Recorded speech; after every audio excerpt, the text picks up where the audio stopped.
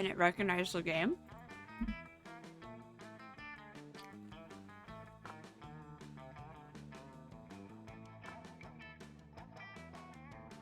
I guess not.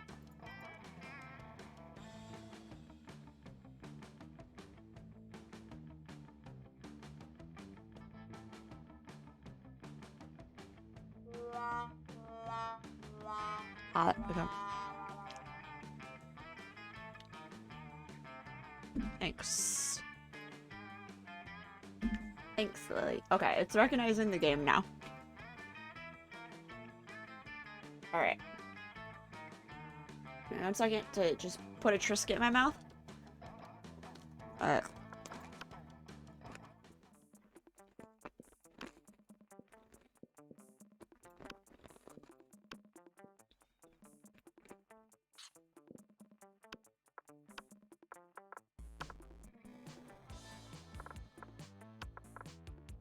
Okay. Let's start a fire.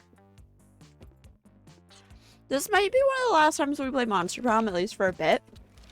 Just because I don't think I'm going to be able to fit in 3 streams for a while. It is also finally spooky season. Spooky high school. But I want to play spooky Subway soon. So I might switch to that if I can only fit 2 streams in. But we'll see. What are we going to do? What are we going to do?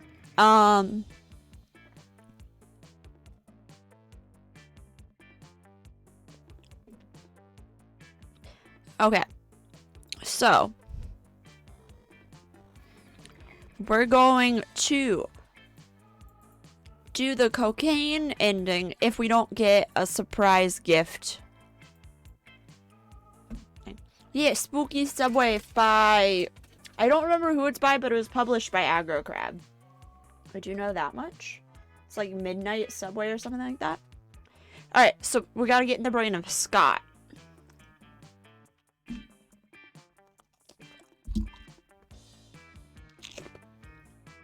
I stopped spinach and I checked it everywhere. I think I'm in the Scott brain. Alright. Chance to fix global warming. Go ahead. Be a real hero. Scott would be a real hero. So fun. Who should we raised by? Pack of wild wolves. Okay.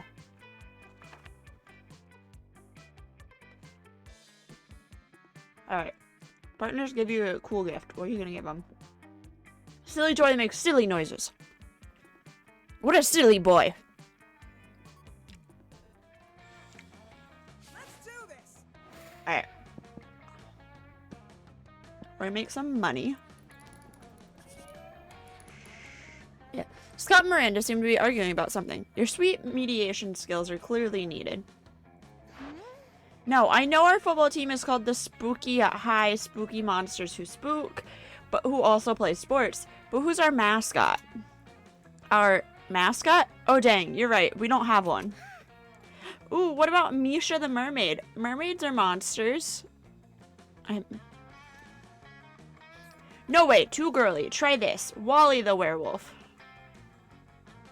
One day I'll remember how my headset works. Why has it gotta be a werewolf? We're the monsters, not the werewolves. Yeah, well, we're not the mermaids either. Maybe the problem is that the team name is trying to cover a huge diverse group of people with a single label. No, coach is never wrong. We're just not thinking hard enough. Think. Hey, bro. Hey, you look like a hard thinker. What mascot should we use for our team? Easily. We'll just genetically engineer a cross between every type of monster at the school. Head of a warrior, tail of a mermaid, hair of a Medusa, angst of a vampire. We'll call it Abe the Abomination. Just find a regular human, dress him up in a business suit, and make him the CEO of Fortune 500 company. Corporate greed, that's the real monster. Okay, so we have 7 smarts. But is genetically engineering smart? I don't know. I want to choose it though. Oh, how majestic. Finally, an idea that represents the true diversity of our school. We can use Daddy's Gene Lab. Let's see, in order to fit all the monster parts in, the mascot will have to be about 100 feet tall. Covered in nightmarish appendages and moist tentacles, which means it shall provide great shade on hot game days. The tentacles can hold umbrellas. Huzzah! Yeah, because deadly genetic experiments are always the shortcut to a girl's heart. Gain 2 smarts and 1 boldness.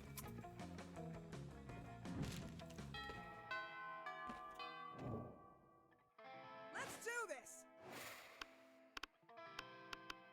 No, we're gonna go here. Give me your money.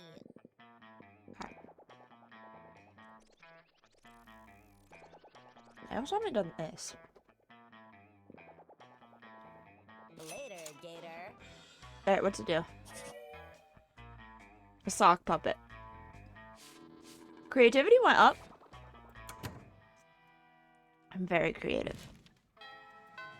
It reminded me of in Community, they have to come up with a mascot and they just make like a human. It's just a man in like a weird skin tone morph suit.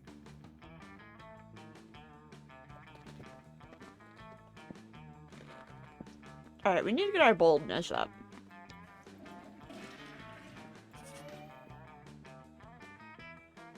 After your eavesdropping on Miranda and Polly, waiting for the perfect moment to mention your influx of online followers when... Greetings, my loves. Never fear, miladies. You need not fight over me. Him again? As royalty myself, I must say that even I find him to be... What's the term you use, Paulina? Extra AF. Friendship between 2 beautiful maidens shouldn't be soured over one as handsome, rich, and humble as I. But worry not, my secret summer salads. I have found the perfect solution to protect your feeble hearts. You shall both marry me.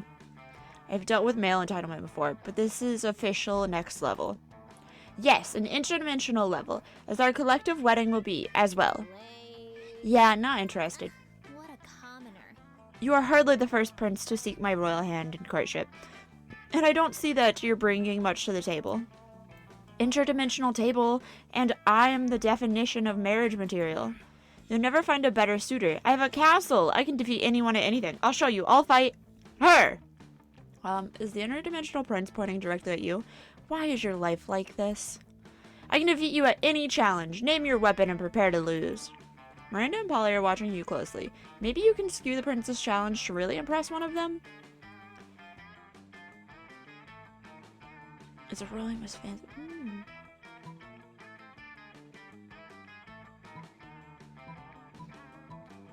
Weasels. Okay, I'm not fun at all. So, that's what you both you and the prince quickly undress, thus giving your respective weasels ample fleshy targets. Oh my. Damn, this is a great challenge. Fuck, you may have underestimated exactly what was going on underneath those sparkly space clothes. Oh. I must depart. I believe it may be best for me to go now and ask my father how he feels about polygamous marriages for his daughters. Yeah, totally go definitely do that and let me know what he says. We tried. Normally, I don't know if I'd be willing to spend the rest of my life with you, Mary, but for that, the interdimensional prince proudly strikes a pose and you want to die. Curse his chiseled form, you lose 2 charm and 1 fun.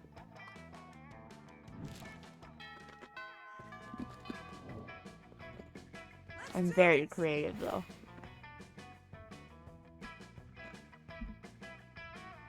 Just like any stats, honestly. Oh, but I need more money.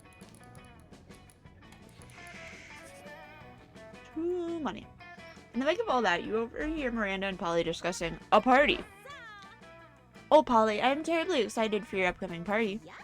Oh yeah, it's gonna be sick. Speaking of which, you've got money, right? How about picking up some party favors? Oh, I'd be delighted. How many balloons should I purchase? I don't care. Just make sure you get enough nitrous oxide to fill them all. What's nitrous oxide? Is that something land dwellers breathe? Well, it's pretty much all I breathe, if that's what you're asking. I don't know about that. How about cake? What kind of cake would you like? Cake? I think you're mispronouncing cocaine. No, I'm pretty sure it's pronounced cake. I like mine with pink frosting. And I like mine injected into my eyeballs. And speaking of eyeballs, I don't think we're really seeing eye to eye right now. Too true. Perhaps our friend Tori can suggest a mutually agreeable use for my vast riches. Really good print. Nice soft bags of cocaine. His website, higher crown. Definitely not strippers.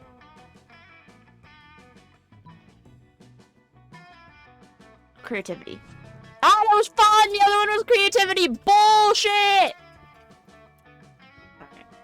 These men are really marvelous. Their muscles so shiny. I think I'll... Whoa, now hold up. Is that one a police officer? No police. Not at my party. It's not a party if you can't do crimes at it. Come on, and let's ditch this creep. I don't understand what she's talking about, but you are clearly not to be trusted, my friend. Goodbye. Can you send me a link to that website, though? Try to send her a link to the website, but the school firewall prevents you by actually setting you on fire. You lose 2 boldness and 1 fun.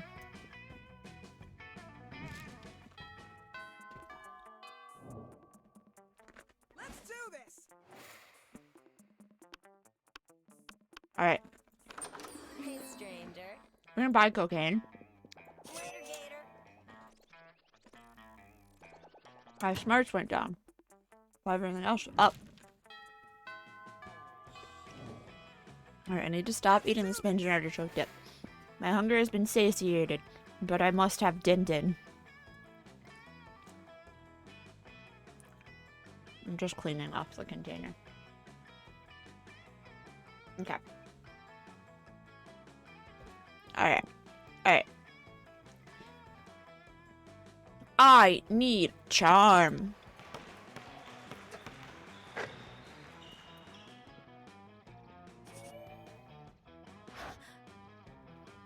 Sigh, woe is me, sigh. Could Miranda possibly be doing this because she wants attention? Only one way to find out. Oh, hello. I didn't see you there, as I was standing here, suffering gallantly in silence. She did, and she wasn't, but okay. I had the most tragic injustice befall me earlier this morning. I was rejected from our school's water polo team. They claimed I was mistaken about how polo is conducted underwater. Excuse me, but I was raised underwater. How is one even supposed to play water polo without a heavily armored seahorse as a mount? How, I ask you? Okay. Perhaps I offended them when I implied they were too impoverished to afford sea steeds. If so, why, I would love to make reparations. But it may be too soon for me to show my face. Would you be so kind as to take the gift of this omelet to begin the healing? I am told that peasants consider eggs to be a delicacy. Obviously. And what would make the gesture even better is the personal touch of toppings, caviar, eel, chocolate-covered sand crabs. I'll never forget this was a present from a mer princess.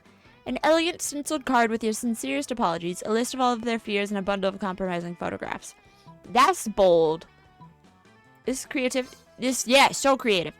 Why, yes, of course, chocolate-covered sand crabs, the food of my people.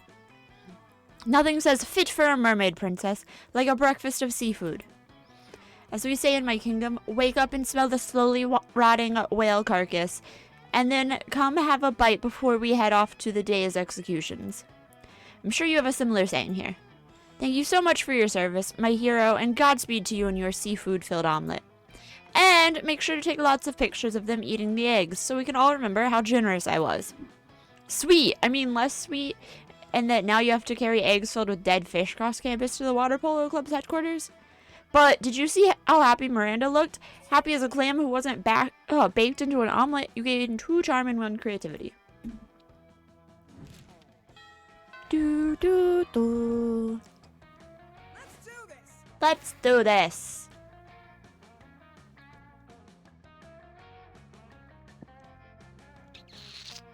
Alright, let's...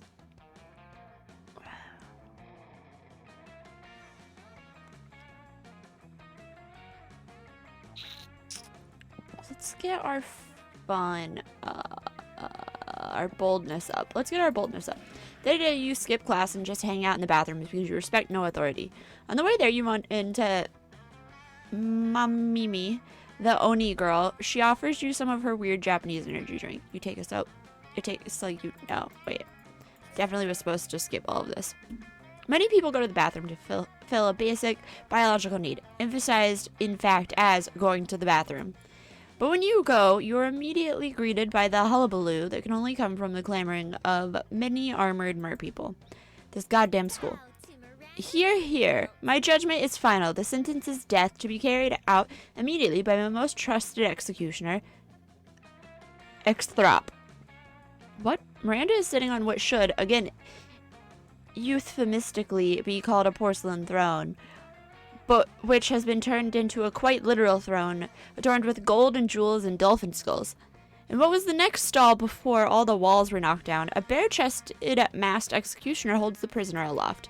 It's a goldfish in a plastic bag that they're about to flush down the toilet. Wait, cries the goldfish. Yes, any last words? Or glubs? I demand a trial by combat, cries the goldfish. Oh shoot, I hate when they do that. I am royally obligated to royally oblige. Very well then, choose your champion. Goldfish swishes her little fishy tail, and suddenly an enormous fish man with huge rippling muscles, somehow even though he also still has scales, it's all very confusing. But anyway, he appears and he wields an enormous battle axe. How the fuck do I say that name? Agzramalquatis, the terrible, horrible, full of bloodlust, never been defeated again. All my prisoners are so predictable. I could have you fight him, Exthrop, but I'd hate to lose my best executioner.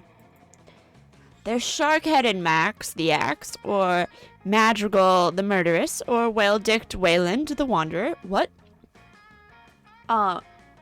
Whale-Dicked Wayland? What does that mean?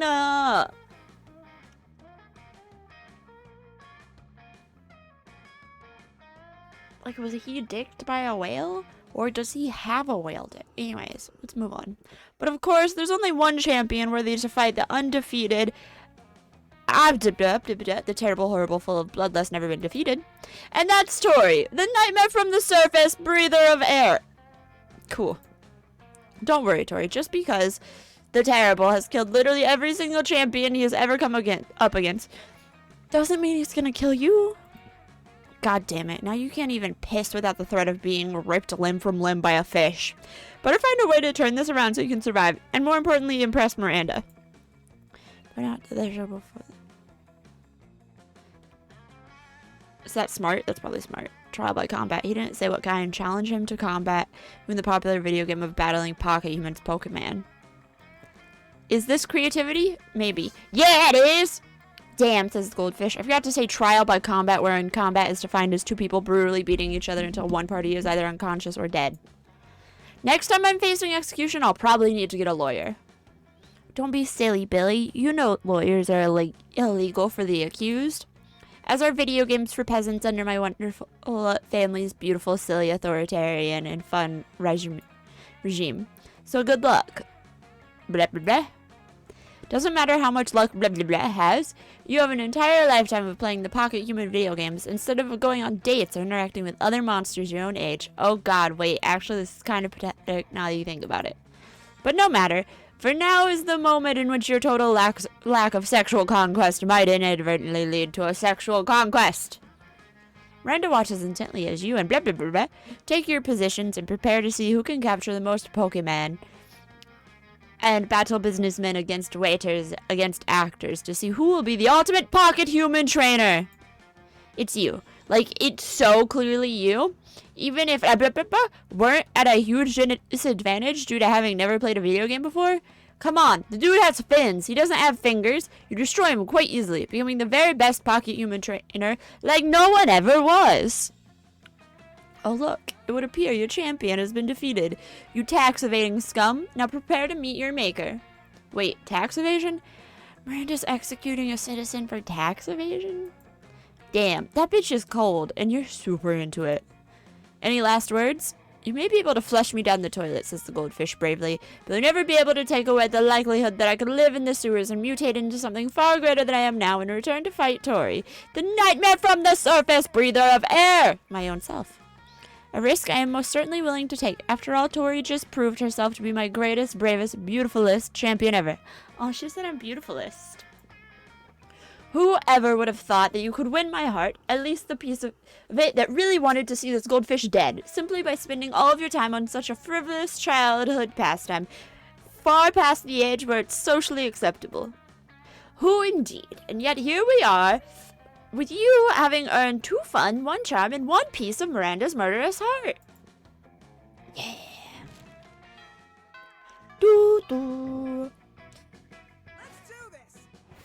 But we have cocaine, so we must romance Scott with the cocaine. Sit down to enjoy a nice normal meal at the spooky high cafeteria as usual. LOL, JK, something fucked up is always going on here, and today is no different.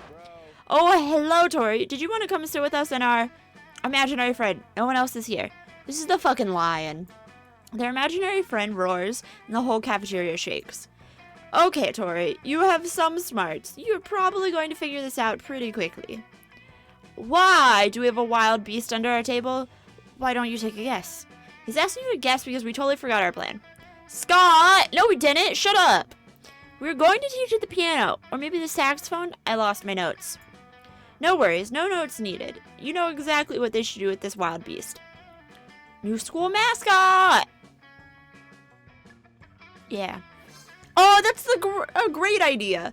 I'm pretty sure Spooky High already has a mascot, but you know what they say, the more mascots, the merrier. I really don't think they say that. Well, they should. If most schools only have 1 mascot, having multiple mascots will be one more thing that makes our amazing school even more extra special. I can see it now. The Spooky High wild beast that Scott and Damien kept under our tables. Rah, rah, wild beast, eat the other team and make a feast and try not to get an infection from yeast.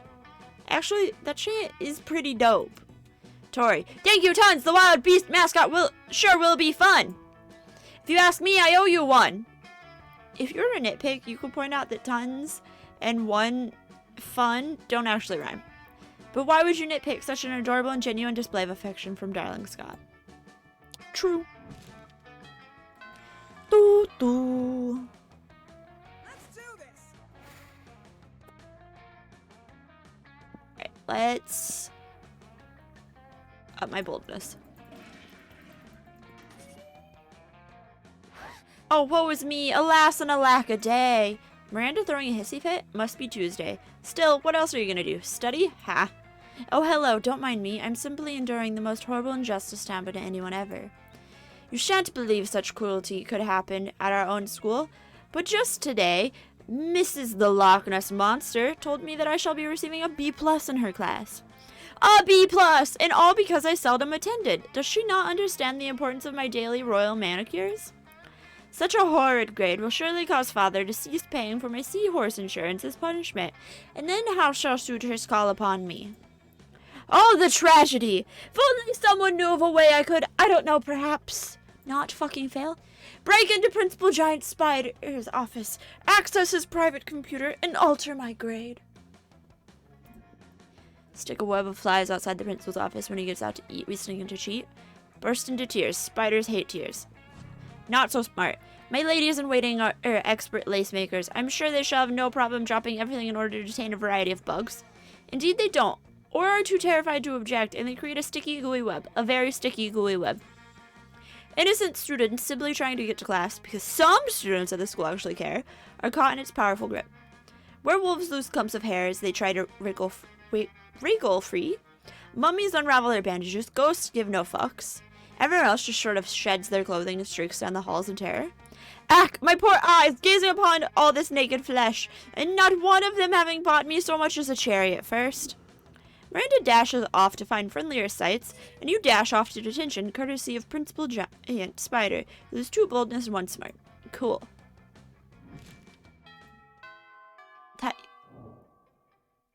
Let's do this. Let's do this indeed.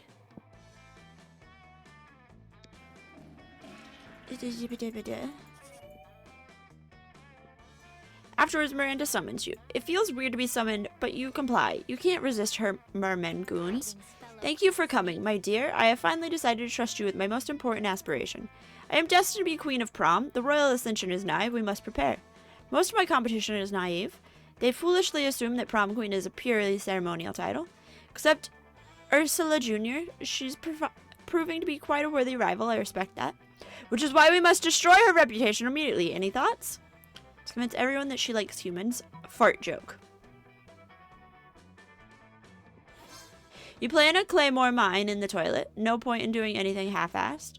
When Ursula enters the restroom, you quickly gather a crowd and put a glass against the door. The crowd explodes with laughter as Miranda's unfortunate rival is launched to the moon. Excellent. She can rule Alien High School all she likes now. Also, I'm going to check Start an Alternative Space Program off my bucket list. Oh, you wanted a fart pillow? You should have been more specific. You gain 2 boldness and 1 fun. Alright. Let's do this. As you approach the table, you see Vera delicately lifting a forkful of quinoa to her mouth. She brings lunch from home. When? Food! 5, 6, 8! Who do we? Deliciate! Eating! Yay! Eating! Scott, what on earth are you doing? I'm cheerleading you to help you be the best eater in the whole school. What caused this obsession with cheerleading me through mundane activities that require no cheerleading? Everything requires a cheerleader. Oh, it requires cheerleading, silly. That's why we have cheerleaders for our cheerleaders. But I can see my cheerleading's not working. You haven't eaten anything yet. It's because you keep startling me with your damn cheerleading. I can't eat when I'm startled. No, that can't be it. I must not be cheerleading hard enough. Hey, friend, maybe you can help me. The problem is obviously you're not dressed as a giant salad. Oh yeah, that makes sense. I mean, sports cheerleaders dress like giant steaks and drumsticks all the time. What? Or maybe that's just how they look when I'm really hungry. Whatever, let's dress up. Luckily, the school keeps some giant vegetable costumes in the auditorium for health presentations, so you snag them and start cheering. Beets aggressive! Eat beets aggressive! There aren't even any beets in this salad. It's just quinoa and the tears of my enemies. Vera's pissed, but she does eat her salad really fast, just so you'll leave her alone. Hooray for cheerleading. Alright. When is the cocaine gonna come up? Let's do this.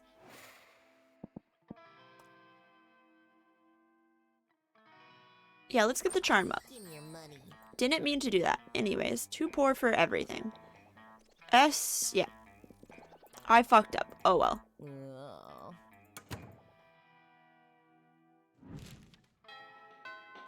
Now let's get our charm up. Let's do this. Let's do this.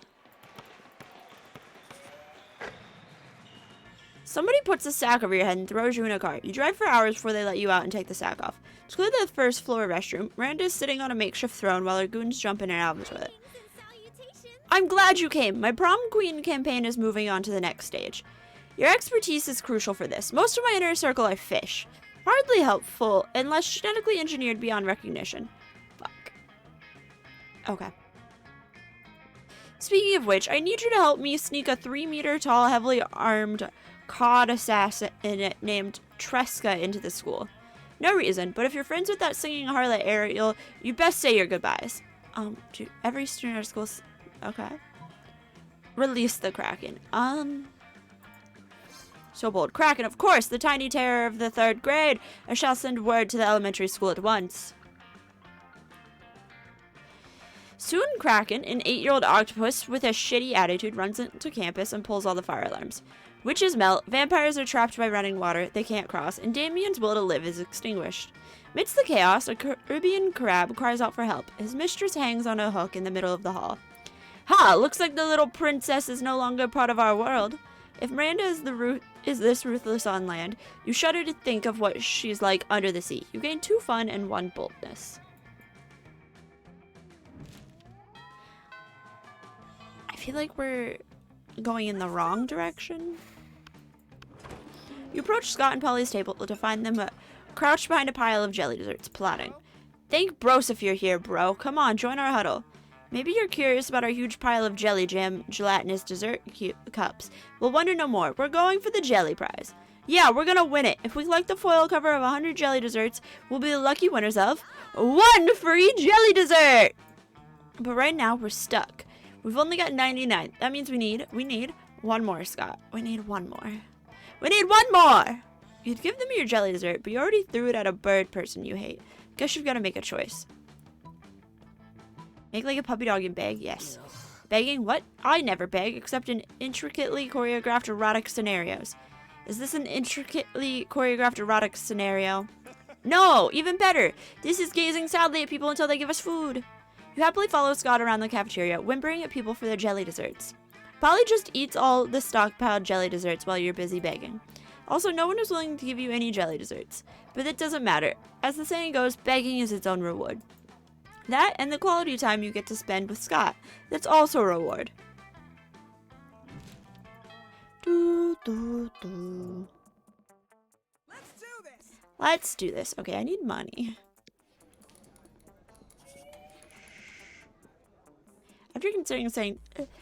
After you consider sitting down to use the library to study books like a nerd. But then you realize that's insane and seeing what Scott's up to sounds way more fun. He appears to be video chatting. Oh, hey Tori, come meet my friend. Sex Kitten 69. Sex Kitten 69, meet Tori. I met her when the internet kindly asked me if I wanted an adult friend in my area. And I thought, sure, why not? Everyone needs an adult friend to explain things like taxes and mortgages. So at first I had to pay for Sex Kitten 69 to hang out with me and tell me all about the IRS. But as we became friends, she just stopped charging me, and now we just chat a couple times a week. Of course, this means she's spending time with me for free when she could be making money. Ooh, I know. She said that for other people, her show is less financial advice and more performance, usually nude, which is fine with me. Wolves love running through the forest naked under a full moon, or also any moon. Let's think of a way to make her show stand out from everyone else's, so people will give my friend even more money. Invert the art of stripping by saying how much clothing you can put on. Car chases. Creativity. Oh man, I bet you'd be a great stripper, Tori. Let me go brainstorm with Sex Kitten 69 right now. You leave them to their planning. The next time you run into Scott, he seems over the full moon happy. Usually Sex Kitten 69 and me talk privately, but she invited me to witness her first big group show with your concept.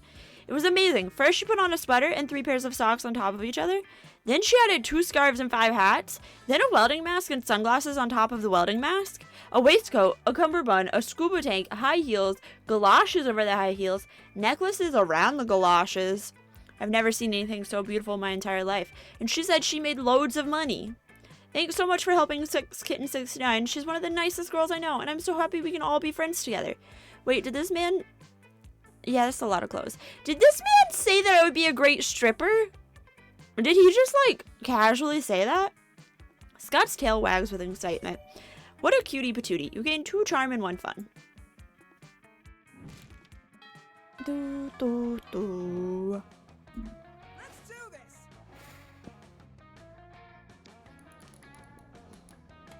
this. Yeah, I don't think I'm getting the cocaine ending. You see Scott and Polly huddled around a computer wearing their custom Prank Masters shirts. They're just like their regular clothes, but they say Prank Masters on the back. When you get up close, you can see that they're looking confused and frustrated. The internet should be a natural home for the Prank Masters. But we don't know the first thing about pranking online. How do you even fit a whoopee cushion through internet? And who would sit on it? Kilobytes? Those are exactly the kind of hard-hitting questions we need to be asking, Scott. But I don't have any hard-hitting answers. Help us. Help us prank the internet online.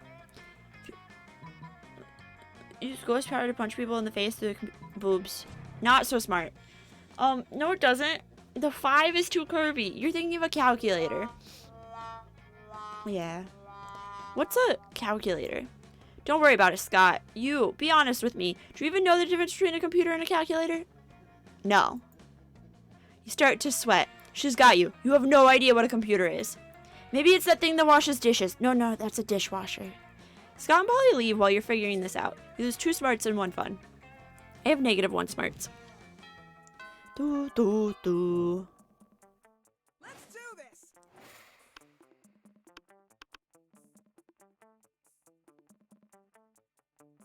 Yeah, sure. I don't know. You waltz over to Miranda and Scott's table to find them peering suspiciously into a burger. Secret sauce, secret sauce. What dread mysteries do you conceal? Awesome, bro. Whoa, do you think the secret sauce can talk? Cool. Hey, secret sauce, what are you made out of? No, Scott, my question was rhetorical. Awesome, mine was loud. Oh, it's no use. We will never discern the active ingredient of this delicious secret sauce. Unless, you have an idea, Tori? Oh, of course! Secret sauce! The clue is in the title! What are the secrets made of? Shh, Miranda, it's a secret. But, shh. Shh. Shh. In an effort to become more mysterious, Scott as you rub some secret sauce all over his chest. You're definitely into it. Weird. Yeah, we didn't activate the cocaine stuff at all. Let's do this. Let's do this.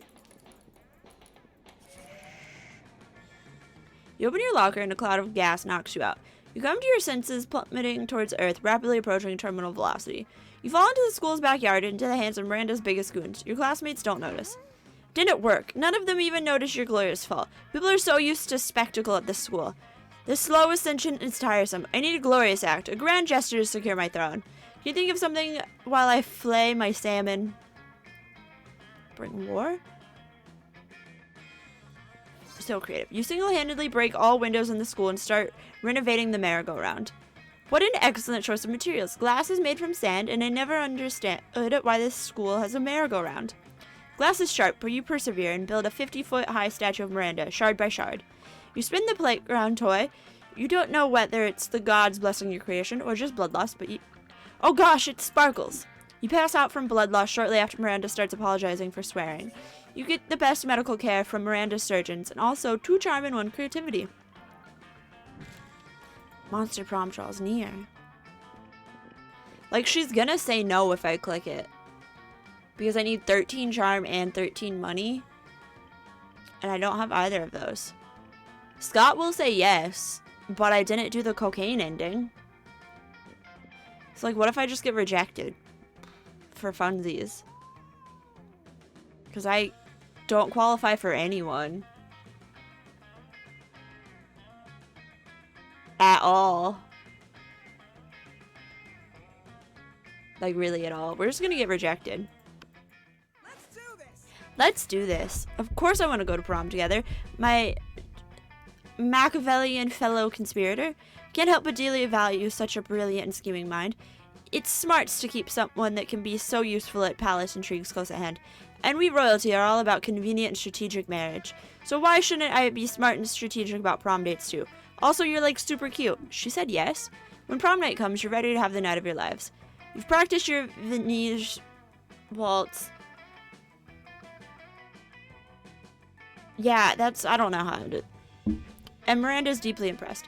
Even if the music is mostly electronic, you somehow Viennese waltz the fuck out of it, and everyone gathers in a circle to admire your prowess. It's a magical evening. Also, you execute some more plots and assassinations together just in case, which is a fantastic bonding experience. Bow to your queen.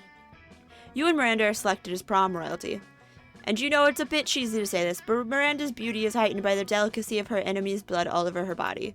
It's truly been a magical evening. I got a secret ending by accident. Okay, I think this must have been thrown.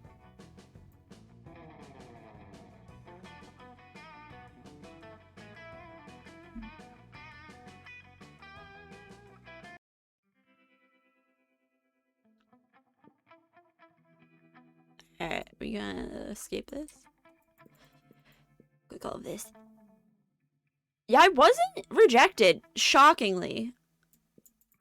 Okay, we're just gonna skip through all of this. Because we have seen all of this. Okay,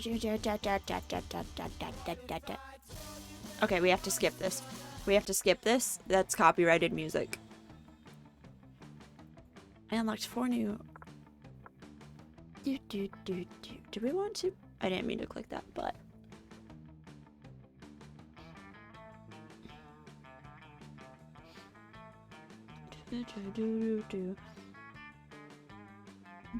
Okay, to spice it up, we're gonna do the DLC. We're gonna do second term. Ah, spooky high school. Okay. Okay, yeah. We were right. Okay.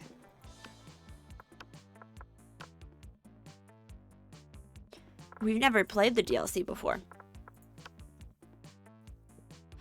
And we have had yet to experience its ultimate challenge, the Monster Prom. I remember it clearly. 6 weeks were left, and as we fantasized about our dream prom dates, we were all scrambling to catch the attention of one of our 8 most charismatic classmates. Scott Howell, 21, a werewolf athlete who compensated for his rather small brain with a stupidly huge heart. Miranda Vanderbilt, 19. Sweet Mermaid Princess, who was as cute as she was genocidal. Pollygeist, 22, question mark. A party ghost with an insatiable hunger for all the wrong things. Damien LeVay, 21. A fearless demon with a taste for destruction and a love of fire. Sweet cheeks. Liam de Lioncourt, 4XX. A hipster vampire whose standoffish demeanor hid the fact that he was truly a lovable dork. Zoe, forever. An Eldritch cutie who went from endless deity of the dark realms to ultimate fangirl. Calculester Hewlett-Packard, version 1. A library computer has become a sentient robot ready to experience life to its finest. Interesting. And Vera Oberlin, 23. A mean, self-made Gorgon with a merciless sense of business. It was clear it had to be one of them, but who? We only had 6 weeks to choose our prom date, and even more daunting, we only had 6 weeks to woo them and conquer their heart. But as I already said, we were young and unafraid, and we were ready to start. Class sweetheart. Sweet cheeks. Okay. Okay. We're gonna romance Zoe. I refuse to pronounce it as Zoe, because that's Zoe. ZOE is Zoe. This is where I stand. I'm sorry. Okay, so I need to be creative and charming. Get the chance to produce a movie. It's based on two cool guys walking away from rad explosions, and they don't look at the explosions. Most influential okay. This is something about superheroes. So this is money. So this is fun. Didn't need any of that. You're elected president for a day. What's the first law you pass? $1 bills will now include a picture of me and the description, beware, too much awesomeness. Show you a fact, presidents don't pass laws, so this is a trick question, or are you just being an idiot? You're to deduct taxes by writing a sonnet. Yes. So creative. Okay. Your partner just gave you a cool gift. Okay. Pony. Anything on fire? An art commission by Picasso? It's gotta be her, right? Yeah! What's the sexiest type of knowledge a lover can have? Obscure 80s movie trivia? Lyrics to all Disney songs. Okay, none of them were her. It's fine. Let's do this. Okay.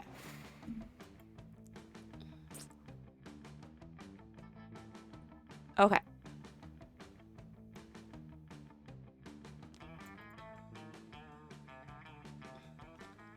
Okay, so there's nothing I need to buy to for like a special ending with her.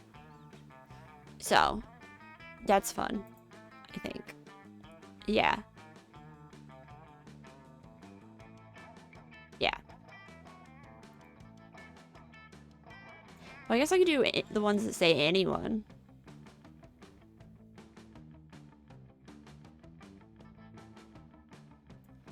A blanket with 2 holes? We can do a blanket with 2 holes. Okay. So we'll do the library. You notice Liam off by himself, happily drawing some steamy, hot UI. You head over to say hi, but Zoe beats you there. Hi, Liam. What you doing? Illustrating some erotic fanfic? Can I join you? No, and no, you over-enthusiastic poser. For your information, what I am drawing is called Yoi, and it's not fan fiction, it is high art. I know what Yoi is. I have the internet too, but what? Isn't Yoi kind of, problematic? Problematic? A thing that I'm doing? How could you even think such a thing? Well, I don't know. I mean, I posted some Yoi online recently and some people got really mad at me. They said it trivialized authentic gay relationships or something. I just wanted to explore the sexual dynamic between Liam and Damien in comic form. Okay, first of all, this is my storyline and you have no right plagiarizing it. Second of all, I already told you Yoi is high art, and high art is only problematic to cretins. But if it's high art, why are you drawing 2 Ninja Turtles giving each other handjobs? It's called irony. Leave me alone. Mom? Let me do my Teenage Mutant Ninja Turtles erotica, okay? It makes me happy. We doubt Zoe will leave Liam alone until this disagreement is resolved, which means you've got your work cut out for you. But whose side to support?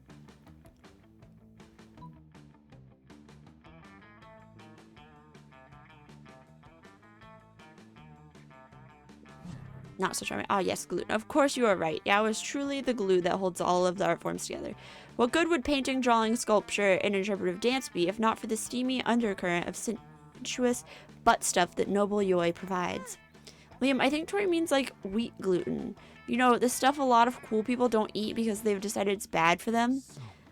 Oh, that's a thing? It sounds like a popular trend, which is probably why I don't know anything about it. Curses. Out hipstered again. You lose 2 fun and 1 creativity. It's fine. I just need... No, it's not. Okay. Let's do this.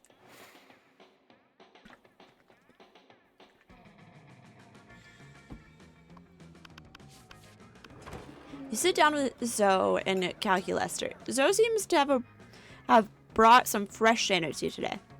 That is, she has a screaming man strapped to the table and is currently siphoning his sanity out through his eye sockets.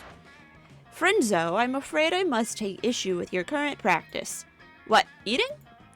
Eating in a manner which causes a human to repeatedly scream, "Kill me!" while voiding his bowels and bladder. It does not seem nice. Are you for real? Look, I was born this way, okay? Well, not so much born as ripped from the fabric of reality itself and animated with equal parts raw malice and the concept of despair. But still, don't judge me. I do not possess the necessary firmware to judge you, Zoe. I do, however, wish that you would find another way to attain sustenance. You can't stand to see these two at odds. Maybe you could convince Zoe to change her ways. Or convince Calculester that they don't need changing. Oh, come on, Calculus. Okay. Status skeptical. Please list 5 things worse to devour from this man than his sanity. Oh, that's easy. Deep-seated insecurity is one. Poop is another. The crippling fear of death present in all mortals. Pee. And worst of all, opinions. Are his opinions really that bad? Well, he's a prominent user on... That's just Reddit. That's just Reddit. Understood. Analysis complete. Sanity is an acceptable food substitute compared to several things that are worse. Nice. It's like I always say, when life gives you lemons, compare those lemons to the all-consuming void. The void is way worse than a couple of lemons. You couldn't agree more, mostly because you're interested in smooching Zoe, but still. Ba ba ba! Let's do this. Alright, we're gonna buy a blanket with... What's up? I don't think I can afford it. Yes, I can. No refunds. I did it. Do do do do. Let's do this. I need charm and creativity. This is creativity and this is charm. I need so much charm. Looking around for a distraction, you spot Scott proudly flexing while Zoe sits before him, frowning into her notebook. You figure she's trying to draw his ripped bod, so you offer to give some drawing tips.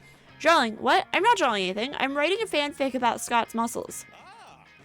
What? You are? I thought I was just over here flexing for no reason, like usual. Well, I'm trying to write a fanfic, but so far it's going slower than the first 20 issues of Snail Person Literature Club. Glance at Zoe's notebook. It looks like she's just copied out Online Encyclopedia TM's list of all the muscles. Ooh, I can help. You know, Coach always says you can't spell muscles without some of the letters from adversity. You should add a bad guy who fights against all my good muscles. What? That's been done already. Ugh. It's like you haven't even read Scott versus muscle-hating Herbert. And that's exactly my problem. That nobody reads your fanfics? What? No, my problem is that I need to put an original spin on this fic, but my mind's more blank than the minds of all those cultists whose thoughts I used to devour. Well, have you thought about adding a bad guy who fights against all my good muscles? This conversation is clearly going nowhere without your help. Quick, fix Zoe's fic. An antagonist, and everyone knows what the true natural enemy of muscles. Alright, many muscle stories have been told. How many have been told from the perspective of the muscles? Is this creativity? No, well yes, 16.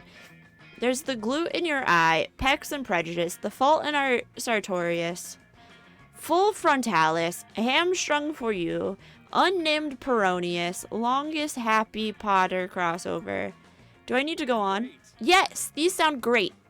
They are great, Scott. They are the greatest, but they're about as original as making all of your muscles secretly gay for each other. But my muscles aren't secretly gay for each other. They're openly gay for each other. Exactly. It's the 21st century. Muscles can legally marry in most parts of the world. We don't have time for your regressive politics, Tori. I'm sorry. You don't know how much you got pegged as an opponent of muscle marriage, but the accusation sticks. It was 2 charm and 1 fun. Fuck! I need to be charming! Fuck! Let's do this.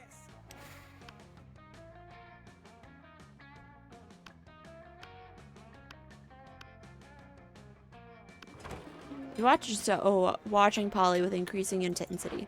Hey Polly, I have a question. Hey, boo. I may or may not have an answer depending on if it's boring or not. Well, you know how you don't eat food? Yeah, duh, I'm a ghost. It would just go right through me. I can't digest or absorb the nutrients or anything. Right, but you drink alcohol and do drugs all the time. Yeah, and it's awesome. But why can you absorb illicit substances and have them affect you, but you can't eat food?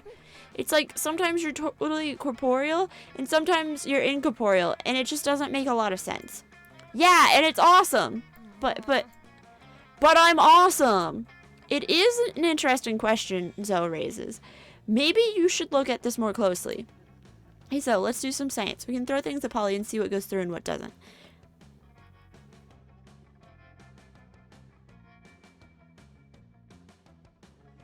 Okay. Oh yeah, that's a great idea. What? No, it's not. Throwing a fork in 3, 2, cut that out! Oh man, it went right through her. Let's try a spoon. Let's not try a spoon. It's so weird, it bounced off her like she's totally corporeal. I guess the lesson we learned here is that ghost logic is no logic at all. That's why it rhymes. Ghost and no don't rhyme.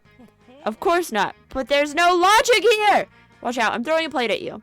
You and Zoe have a great time throwing things at Polly and watching there be no logic in this game! The game, of course, being throw things at Polly. Wink. Do, do, do. Let's do this. Let's do this! Okay, we can get the creativity. That day, while rehearsing for class play, it's as though the muses themselves have descended to give you figurative oral sex. Oh, I don't need to read this. You spot Miranda and Scott in the vicinity. It seems like the perfect opportunity to test your new blanket. You wear it as if you were a goofy ghost and approach them with spooky boo while Miranda is explaining something to Scott. And that's why those treacherous air people are the absolute worst, and also most likely tied to the disappearance of Mars Ago. Oh, what's this? A ghost? Perhaps a foreign exchange student? What are you talking about? Oh, gasp! I didn't see you there, so ghostly. You guys are joking, right? This is clearly just Tori wearing a blanket with eye holes cut in it. Jealousy is a powerful drug, Liam. Do not become addicted. Yeah, Liam, you don't see anyone saying, oh, Liam is really just Tori wearing a blanket with eye holes cut in it. Exactly, Liam, even despite the many times we suspected it was so. What? What? Oh, sorry, little ghost. We were ignoring you. That's true. Tell us, do you have any cool ghost powers? Oh yes, divulge, divulge! Basic ghost knowledge. Ghost's main power is levitating stuff. Smarts. Ultimate ghost prank. Hot someone into despair. Is this smart? Is this creativity? Is this boldness? I don't know what one to click. I have smarts and I have creativity. I have smarts and creativity. So smart. Use your ghostly hands to grab your phone and you start waving it in front of them. Whoa, look, it's making its phone levitate. Total ghost move. You can clearly see how she is grabbing it with her hands. No, but see, the phone is moving in a very spooky way, which means it is levitating. That's some fucking what we do in the shadows bullshit. You can literally do the same with your hands. No way, let me check. It's true, look! Scott is moving his phone with his hands. Miranda starts doing the same. What sort of sorcery is this? Suddenly we can all levitate our phones? Well, clearly this isn't a ghost, and this is happening because the ghost is sharing its ghost powers with us. What a generous ghost. You could learn a thing or two from this ghost, Liam. I can't recall you sharing your vampire powers with us. I'm out. Liam leaves and you spend several hours moving your phones with your hands while booing. You gain 2 fun and 1 charm for being such a generous ghost. Such a generous ghost. Let's do this. Alright, I need so much charm.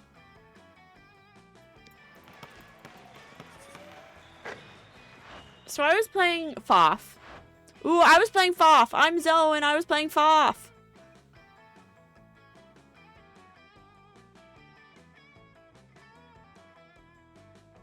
This is a Kappa wearing a Sin nude shirt.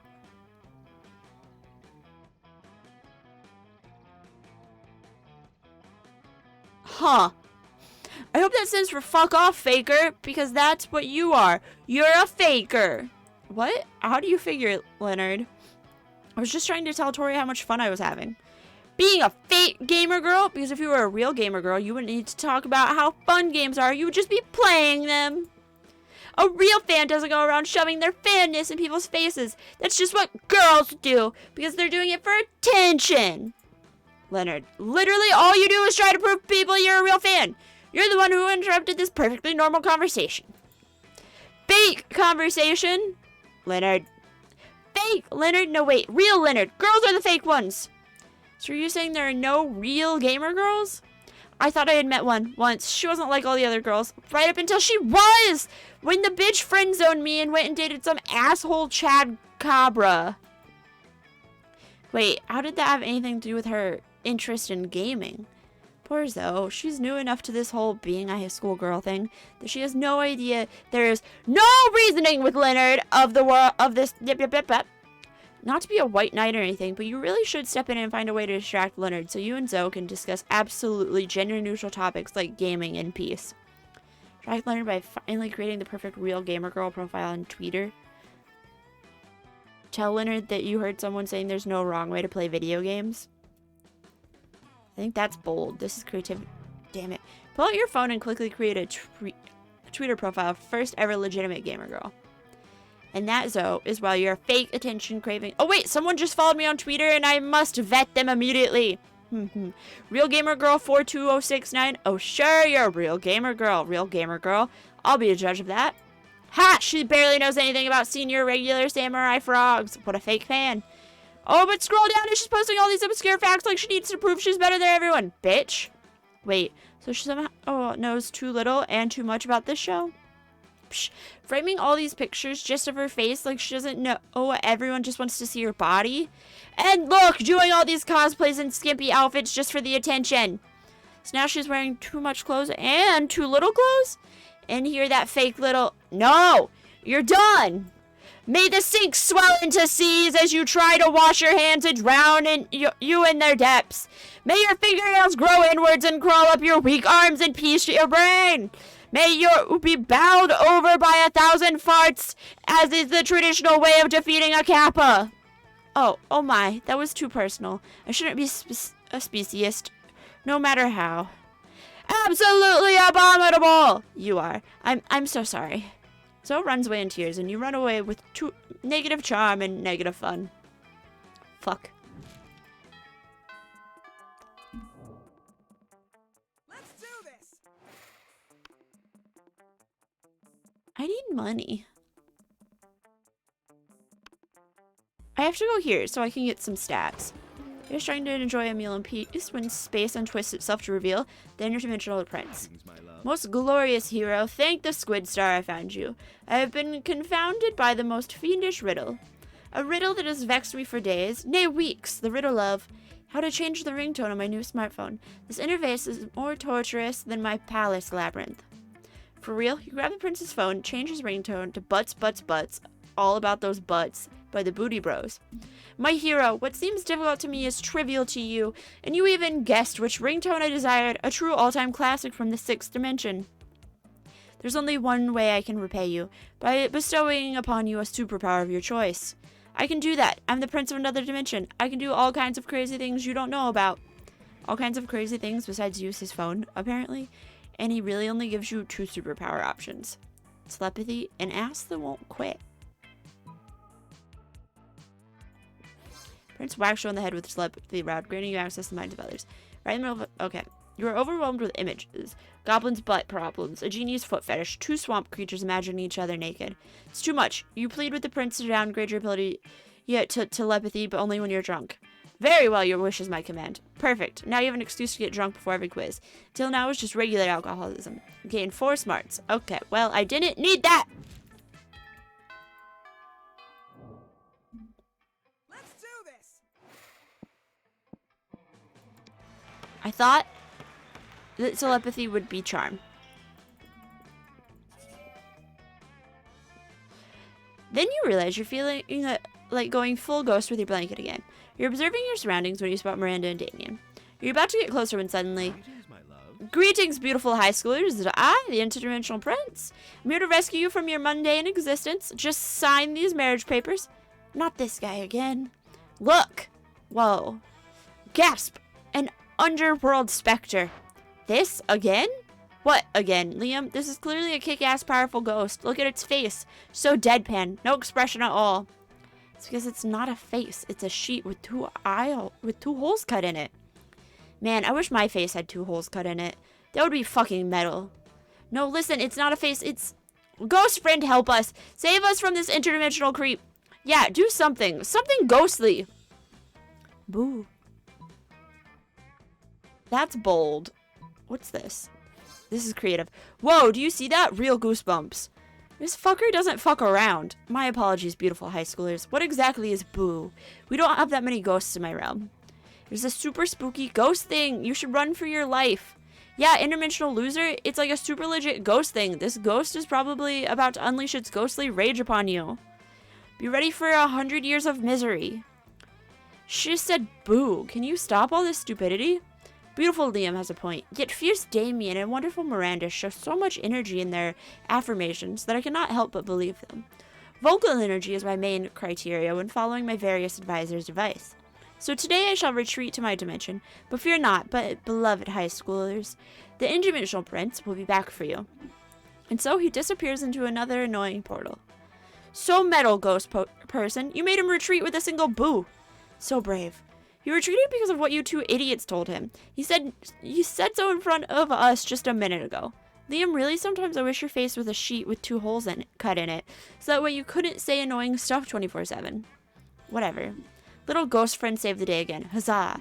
They leave, running and screaming about how cool you are. What the fuck is up with your classmates, really? Anyway, you gain 2 bold and 1 charm. Let's do this. Okay.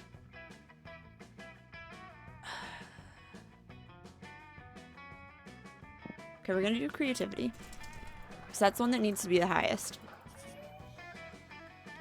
Everyone's favorite Eldritch cutie patootie runs up to you, tentacles twitching with excitement.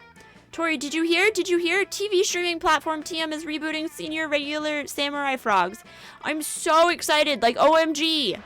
OMG is right, oh miserable gods of TV. Why do you keep doing this to us? They're going to ruin SRFS for the next generation.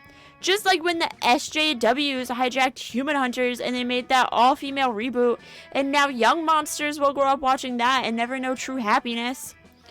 TV streaming platform TM already ruined Skater Cats from Venus and Ghetto Dolphins. Now they're going to ruin the frogs too. I bet they're all going to be POC and women anyway. They probably won't even be frogs. I don't know that they are making them POC and women, but if they were, aren't there female frogs? You would say that, but aren't there? I'm so confused all the time, Leonard. Why are you like this? That moment, a middle-aged man pops up from behind what you now notice is a cardboard cutout of a bush, clearly painted there for eavesdropping. Well, hello there, representatives of our sweet, sweet target demographic, he says. Couldn't help but overhear you succinctly encapsulating a generic argument about reboots. We've indeed feared just such backlash from you whippersnappers. Tell me, do any of you have ideas for how we can guarantee this reboot will be a success? I bet it would be absolutely impress any classmate you wish to romance. Impressing classmates you wish to romance? Holy shit, that's like your whole thing. Plus, you can't possibly let Leonard chime in, so... New graphic... New voice actors. Wait, what if you just air the same show from 30 years ago, but with a new name? Add a hip new character to hook the target demo, like a surfer skater dog with a goatee. Ooh, that's creativity, baby. Nope. Yes, of course, when adding new characters, there's always a danger of facing criticism, unless the character's just so awesome. Ooh, what if you add a rabbit with a beard and tattoos who is also a motorcycle? Perfect. And he can have a PhD in selfies and kill any industry with a snap of his fingers, just like a true millennial. Plus, he's the national champion of dabbing. Are you kidding? This sounds like some pandering bullshit. Too late, man. He's gone, and it's gonna be amazing. And it is amazing. TV streaming platform TM works fast, and the internet works faster somehow, as is always the case. Even within the timeline of it being a single school day, the show is released. There's so much fan art! Holy heck, it's so exciting to see such a healthy, thriving fan. Oh no. Oh god, no. Look, I love fan art of all kinds, but some of this is really bleak. Like, more perverted than I even want to get my tentacles on. And everyone is just arguing and screaming at each other and being so toxic, and like, this was supposed to be a kid's show. No way can you look for anything about it online without being inundated with... We've ruined it. We've ruined the show. It's over. Aw, bummer. Such a bummer. In fact, she was 3 fun. Didn't need it! Let's do this. Alright, I have to go... I still have to get stats. I have no stats. I need 13 creativity and 10 charm. No, she's there. Do all of these tables have... No, she's not. That's me. Never mind. Find this Slayer sitting alone at her table. Is she even a student or what? This isn't possible. Wait, you're choosing to sit with me? For some reason, no one ever intentionally sits next to me. I usually have to ambush them and threaten to kill them. Wonder why. It's a mystery. Anyway, I'm really happy I'm flattered that... actually... wouldn't give a shit about you under any normal circumstance, but today I'm on a quest. Yeah, that's right. I'm not emotionally vulnerable. I'm just on a quest to slay the werewolf of Wall Street, and I need a monster sidekick. You're going to help me, obviously. I just need to know what your class is. Are you a fighter, a mage, a cleric? Out with it. Oh, you're something much better. You're a... Party smith? Gun haver. That's bold. That's gotta be fun. Or it's charm. We're gonna try it. A party smith? How's being able to craft a wicked party from nothing going to help me slay the werewolf of Wall Street? Oh well, I already committed to bringing you along. I suppose you can be my scrappy comic relief. Clearly the Slayer is uninitiated in the mysteries of the party smith. You set out to prove her wrong. By organizing a party so baller that only a fool would miss it, you managed to lure the werewolf of Wall Street out in the open. But what he doesn't know is that the guest list for your party included basically just a fuck ton of knives and wolfsbane. The wolf died how he lived, high as balls on cocaine. Alright, well that was probably a fluke, but I'll hit you up if we do a sequel or a spin-off. And let me know if you want to sit with me at lunch again. We probably won't, but who knows? The world is a scary place. For fun. Okay, didn't need it, but okay. Let's do this. Yeah, let's do this. Okay, I need creativity.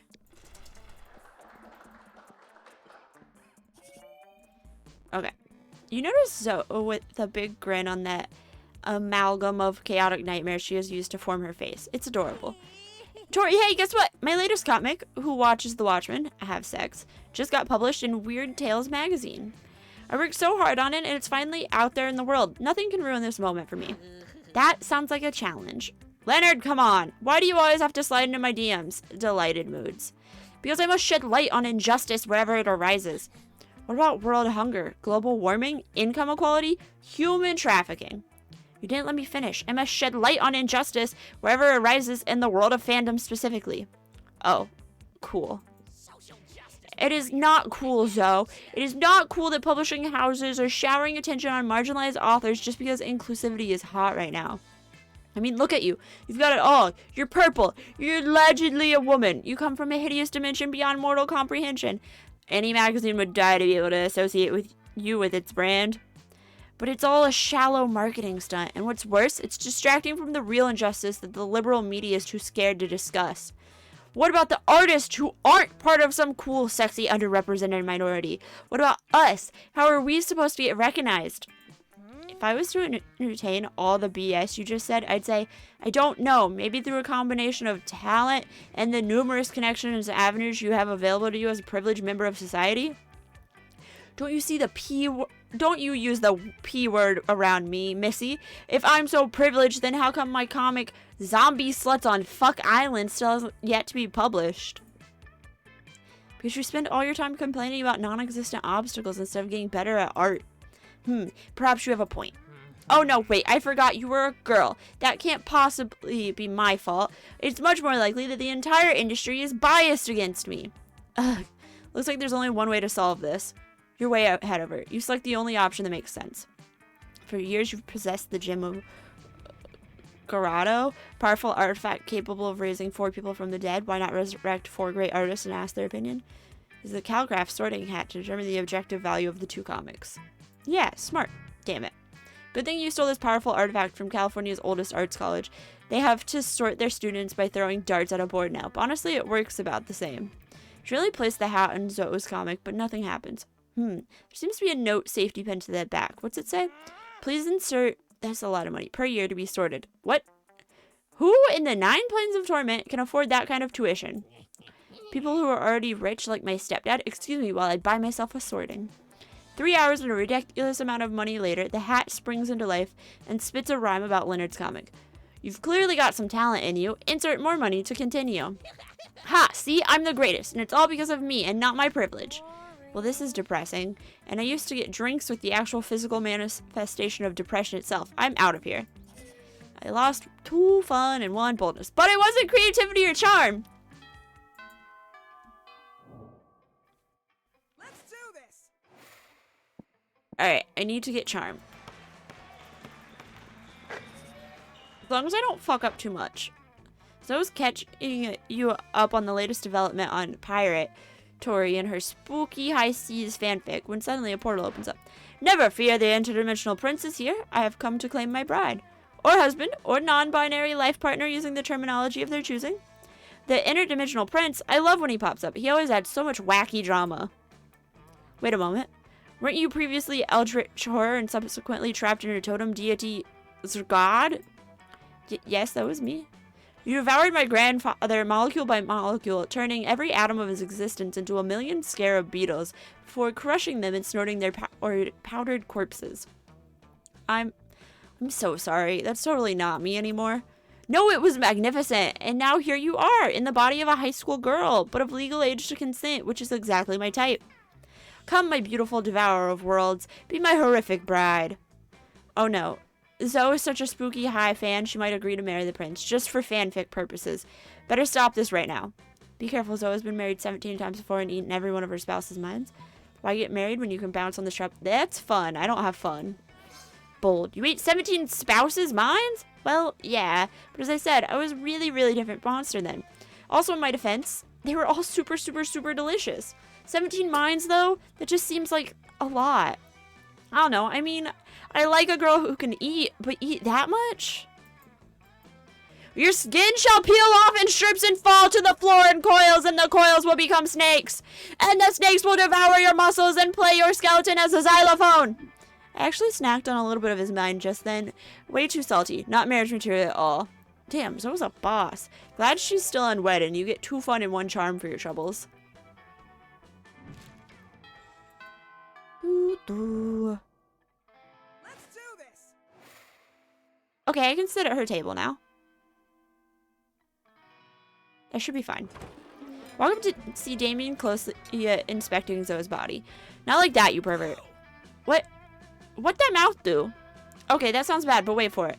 Oh, that one? That one is for eating whole live birds. And that one? Crushing up the tiny little bird bones that the other mouth spits out. And what about this mouth over here? That's for screaming obscenities undetectable to human ears. And what about this one? That one's for, I don't actually know. I don't think I've ever noticed that mouth before. I've had so many forms throughout the years. Unknowable Void, Eldritch Deity, Totem being sold by Young Cat Girl, Gelatinous Monster. And now you get the sick new mouth that we get to decide a function for. I'm not just going to take suggestions. Actually, no, wait, that sounds awesome. I will now take suggestions for what to do with this mouth. Time to go with a brilliant mouth use that will clearly impress one of these charismatic and debatable classmates.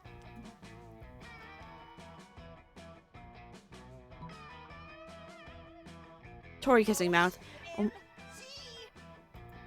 You read my spooky high seas pirate AU? Because that's almost the exact line that Scott uses on Sea Snake Tentacle Kraken Vera. That's what you were referencing, right?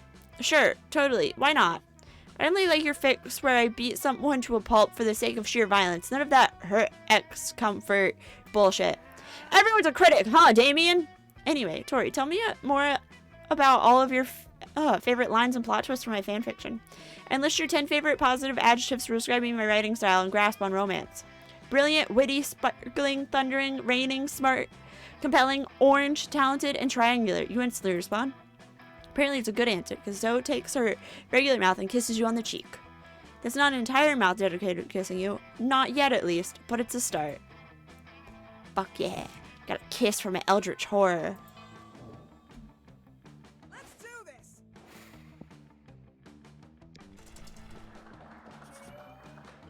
Okay. Rehearsing for the cult and and are super psyched for your big number. Shall we dance in worship of the unholy lords? But you can tell Zoe isn't really feeling it. Sorry, Tori. I just really want to get this right, you know? I mean, plays are just the fan fiction of the theater. Sure. I just don't know how to get into the mind of a cultist. Well, actually, I used to literally get into the minds of cultists all the time. But that was because back then I ate their minds and fed off their insanity. But that doesn't mean I got to know and understand them. It just means they were delicious snacks.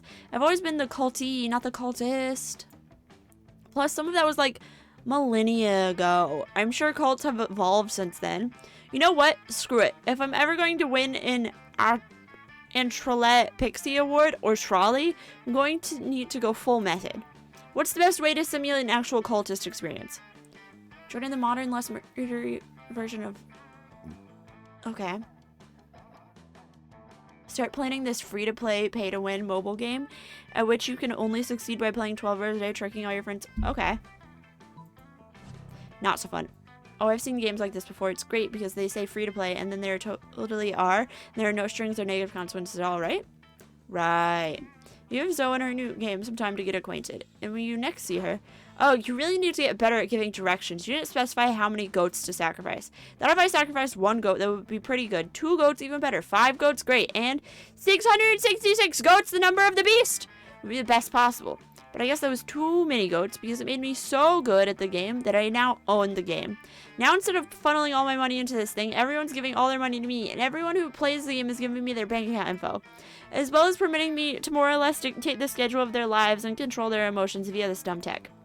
My life isn't in peril, I'm just once again imperiling the lives of others at my whims. This is basically my old job all over again. Augie's right, you lose those trust and 2 charm and 1... No, I needed all of that! I needed it. Let's do this.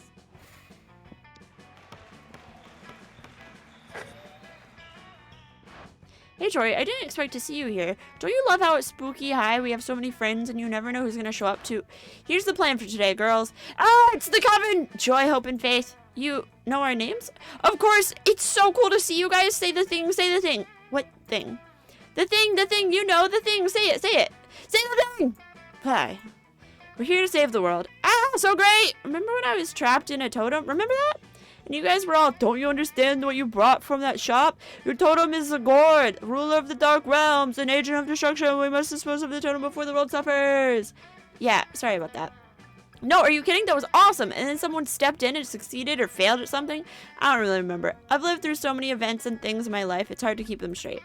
But the point is, it's all fine now. Now we're on the same team, and I'm totally ready to join the coven.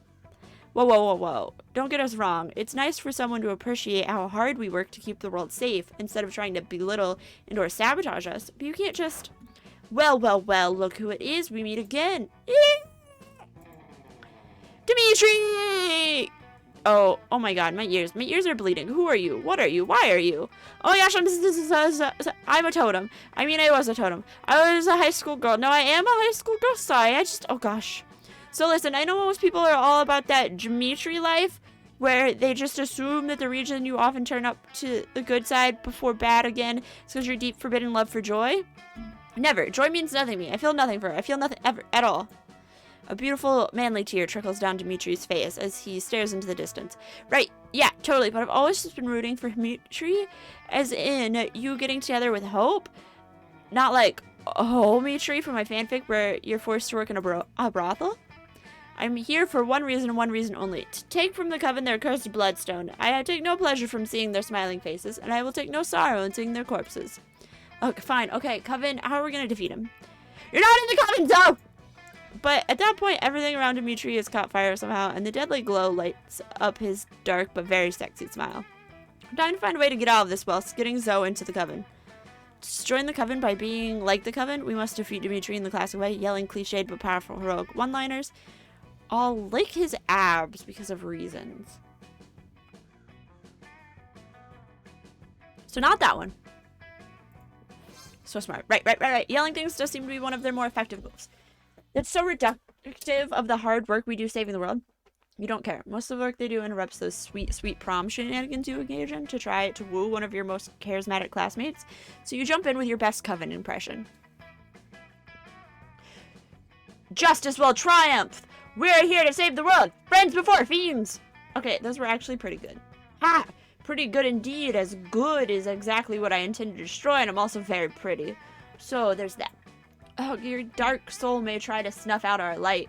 We'll always light the match of truth and goodness. Ooh, I want to try. Can I try? Let me try. Vile creature of darkness. So opens her mouth and blood gushes forth, flooding the room. Oh, and here's another good one. She opens her mouth again and a swarm of scarabs is in Dimitri. What? No, my precious corporeal form. I shall not be eaten by bugs. Not today. These creatures will not consume my flesh the way my heart was once consumed by— No! It's in the past now. Never again. Darkness is my calling. That was horrifying. Horrifyingly awesome. Actually, yes. I guess you can be an honorary coven member for today at least. Woohoo! And it's all thanks to you, Tori. Can't wait to have more coven adventures. Wow, that might actually not be terrible. Maybe. Did Zoe just make the coven cool? For now, at least. I got 2 charm and 1 fun. Fuck yeah! I got all the skills I need. Yeah! Yeah. Let's do this. Okay. Sit down with Scott and Zoe, just as Zoe cracks open the Tupperware she brought for lunch. You're not sure what's inside, but it sounds like it's screaming.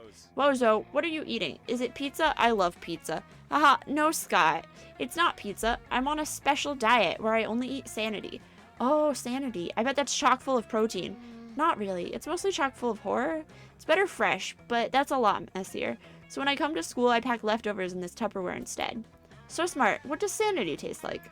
Well, you know when you're sucking the marrow out of the ethereal bone fragments harvested from the carcass of a rival deity you've slain? I don't think I've ever eaten a rival deity. Do I have a rival deity? Is it fireworks? I hate fireworks. No. Let's see. Have you ever drunk a child's tears filtered through its mother's severed scalp while an orchestra plays a tuneless melody on instruments of flesh? I've had pizza. Is that close? Not really. It's more like cashews. Cashews and shrimp. Oh, cool. I knew it was high in protein. Can I try some? Can I? Well, it's not really for mortals. But Scott looks so excited. You've got to figure out a way to resolve this situation.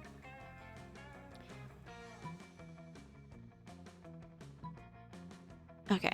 Oh no, cholesterol! The original C word! Also, eating Sanity would cause your brain to invert, mutilating it like a thumbless chimpanzee angrily peeling an orange. That sounds sort of bad too. What I'm really worried about are my arteries. Cashew me, bro. You happily oblige. 1 cashew, shrimp, and weaponized hot sauce cocktail coming right up. Oh wow, this food looks like a tiny crime scene. Down the hatch! It's a lot of hot sauce, Scott. Are you sure your mortal mouth can— My mouth exploded! It caught on fire and exploded! No more mouth for Scott! No, Scott, I can still see your mouth. But I can't see my mouth, and whose mouth is it supposed to be mine? So if I can't see it, it's not real. Oh, okay, dude. Sorry, I can't talk. My mouth exploded, so I don't have a mouth anymore. Scott sits quietly for the rest of the lunch period, growing progressively redder and sweatier, while you enjoy a nice time with Zoe. Nice. All right. Let's do this.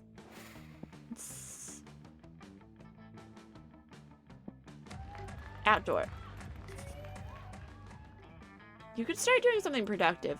Or you could put on your blanket and get up to some good old ghost shenanigans. You're looking for someone. but you run into the person that might finally see through your ghostly deception, apart from boring Liam. Wait, what's this? Another ghost? No, I can't believe this. Finally, somebody else notices. This is clearly just Tori wearing up. I can't believe it because it's just too cool to be true. Come on, it's not cool nor true. Shh, Liam, I can't hear our cool new ghost friend over all your jealousy. So tell me, how did you die? We have to share so much ghost gossip. Or ghostip?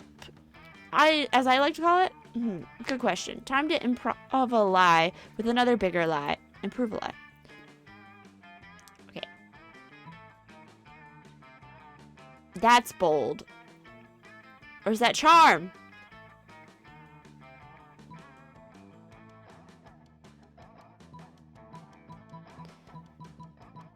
Is that bold? Is that bold? Maybe that's fun. Fuck! You were sacrificed? Ooh, boo. But the thing people always sacrifice is virgins. So you were a virgin, huh? You know what they say, die a virgin, afterlife a virgin. No wonder you wear that sheet. You must be butt ugly under there. Wait, so you think she is a ghost wearing a sheet? This is just too much. They leave. The only thing you gain is some serious insecurities. Fuck. I lost my charm. Hopefully Zoe will still go to prom with me.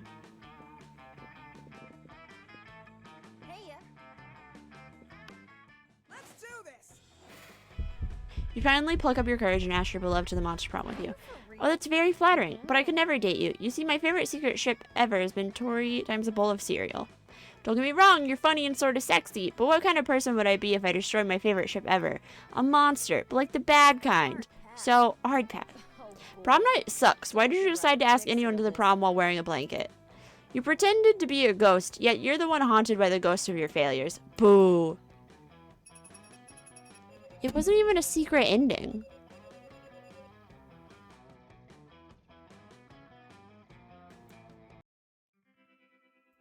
The fuck? Look at the little Kappa. Alright. Alright, we're gonna do a... The shop now has a paper map, so vintage. Okay. Paper map. Oh, I have to go alone for that.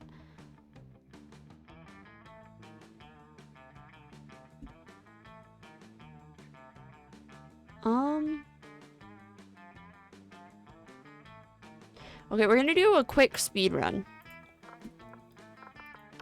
I'm still gonna choose the longer one though. But we're gonna go back to the original one. Since I failed at that. Alright.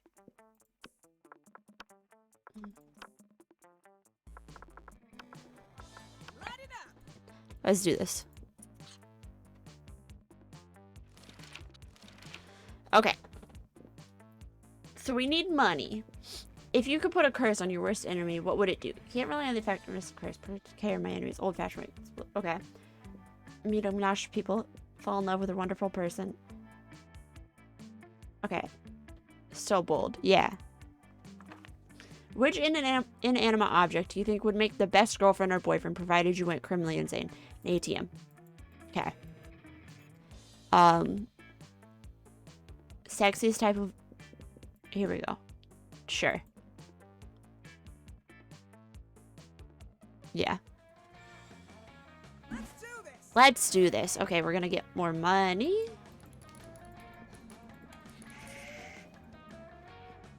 See Liam talking to Miranda. Miranda looks confused and Liam looks frustrated. Uh-oh. But I simply do not understand this art you are describing. You say that the art piece is a bathroom? No, no, no, no. For the 100th time, the art piece is the experience of going into a bathroom thinking it's an art piece. The artist purposely gave the room number of the bathroom as the room number for the exhibit. Even though there was a whole room full of his paintings elsewhere in the building, it was revolutionary. Certainly seems very complicated. Personally, I prefer the exoplanet sculptures of the Atlantean 5th dynasty. You know, the man in the moon, the face on Mars, all of Pluto, art on such a grand scale. But that's not art, that's populism at its worst. Well, I don't think that the bathroom business sounds like art. But how are we supposed to discuss art if we can't even agree on what it is? Oh, if only someone would come along and provide a satisfying definition of art. I would be so pleased. You've got this. No problem. It's so simple. Art isn't art unless it makes you feel bad feelings inside. What? How majestic. Oh, how true. Mars was just a bunch of sparsely populated red rock before Giblet Grinston completed his masterpiece. After that, he was able to sell it to the whatever, for $1 trillion balloon. The Martians weren't even happy about it. But you know what they say. Sometimes we must suffer for other people's art. That last bit is the only part of what you're saying that I agree with. So that's what happened to life on Mars. You gained... Yep. Okay, we're gonna do the mystery gift for funsies. Show me that money. Okay, also I need 10 for this. Okay. See you later.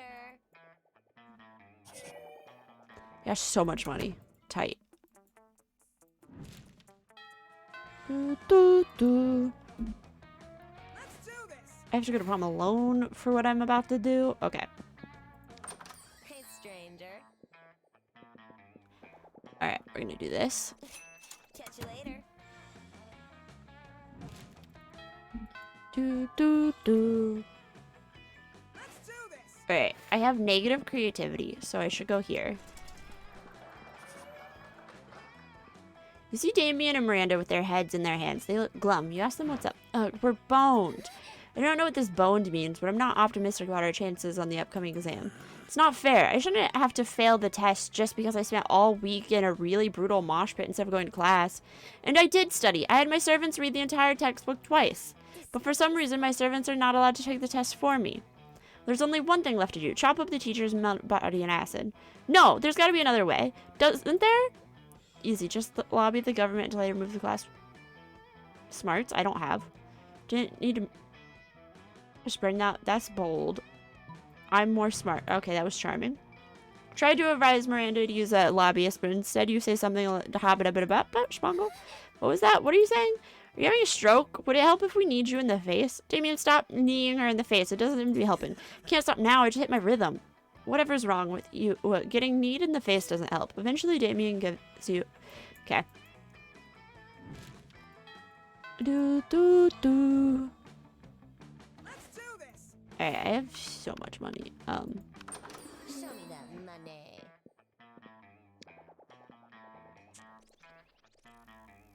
No refunds.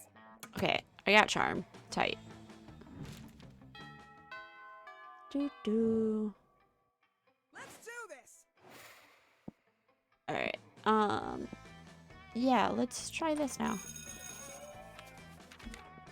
Later, you're strutting your stuff with your no totem when it attracts some wanted attention. Eee, what a cute little dark deity totem you're rocking. Oh, it's so tiny and sweet compared to the dark gods of the ocean. Poor helpless little totem. Blood gushes forth from the totem's eyes, streaking its face with a sinister red. Oh no, it's hungry. Poor little guy. Is that it, cutie patootie? Are you hungry wongy? Totem's mouth stretches open farther than it physically should be able to, and a swarm of locusts bursts forth. We need to find it a yummy for his tummy sacrifice. No princesses, though. I'm sure that's not what it wants anyway. Totem burns fiery hot and icy cold at the same time. Oh, you better find a great sacrifice for the widow deity, and it'll make the gals so happy, too. Giant sack of weed? Sacrifice yourself.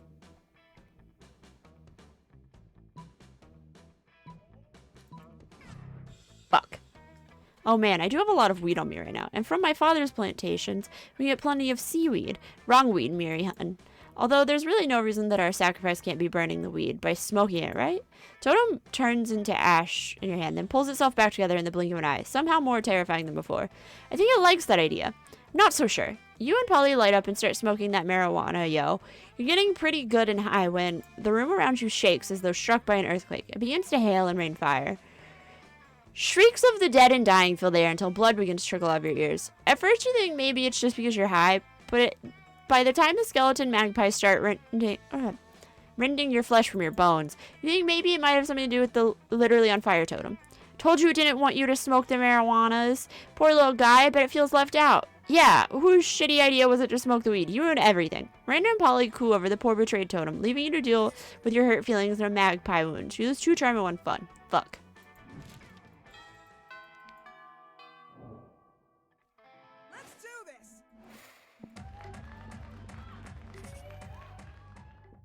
Miranda, oblivious to everything that's happened, approaches you weeping. Have you seen the news? The most dreadful thing has happened. The Lemurian monarchy is overthrown. King Kraken no longer sits upon the throne of gold and baby skulls. Those filthy revolutionaries are saying that he stole their daughters and ate their sons and forced everyone to work for free in their uranium mines. So he made a few shrewd financial decisions. That's no reason to dispose of him. If some innocent kidnapping and slave labor was enough to get the peasants in an uproar, I shudder to think of my own kingdom. Do you think my people might resent being forced to hold up in the corner of the palace where the foundation is crumbling? Do you think the 100% income tax and the random cannonballs we fire into the villages might be taken as something other than expressions of goodwill? Could this plague of civil unrest infect my own dominion? Oh, perish the thought. I am inconsolable. Console me. How might I safeguard my kingdom against the fate of good King Kraken?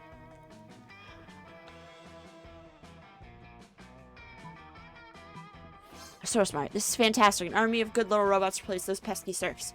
I bet they won't complain when we don't feed them for 2 weeks because we're having a party. And we'll finally be free to grind all of our subjects up into paste and sell them as dolphin-safe tuna, like we've always wanted. Thank you. You have truly done a good deed today. You have serious doubts as to the actual goodness of your deed, but hey, that's why you drink.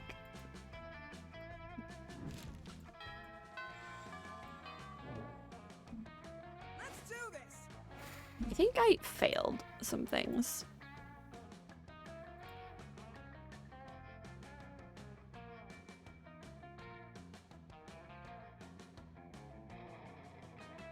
Okay.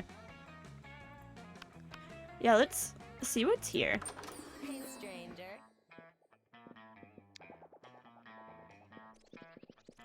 Like, these all technically can trigger events. But I also still have fucking no stats. This is boldness. This is fun. I've done that one. I've done that one. I haven't done this.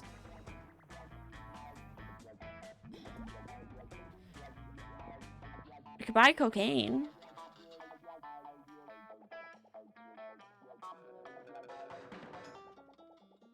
Because I think I fucked this up. So we'll try it. Okay, my smarts went down. But a lot of other things went up.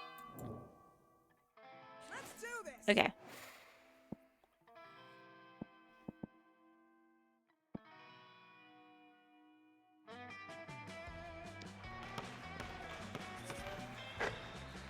Later, you, Polly, and Miranda are watching your adorable little dark deity totem melt the faces off passerbys when...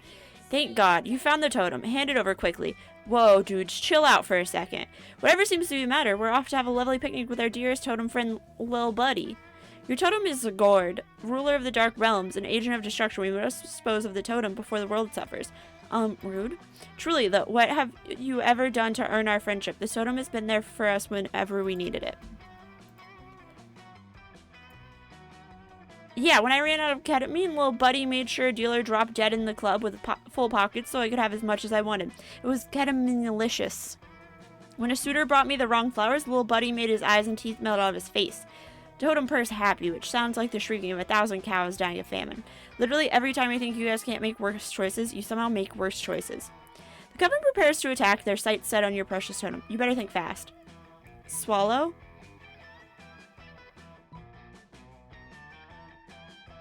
Is that charm?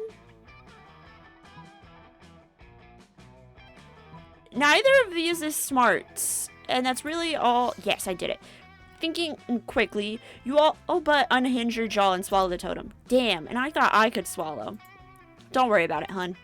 How? Why? Why would you do this? You just swallowed a dark deity. How do you not understand the repercussions? Did you not hear the part where the totem makes lots of cool shit happen for us? Why would we give that up?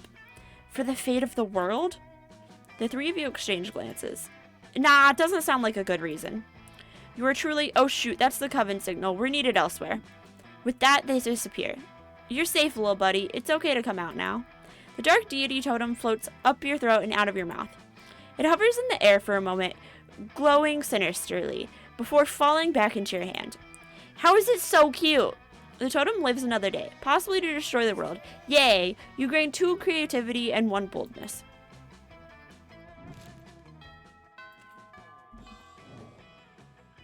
Let's do this. Okay. So I did a totem one in the classroom.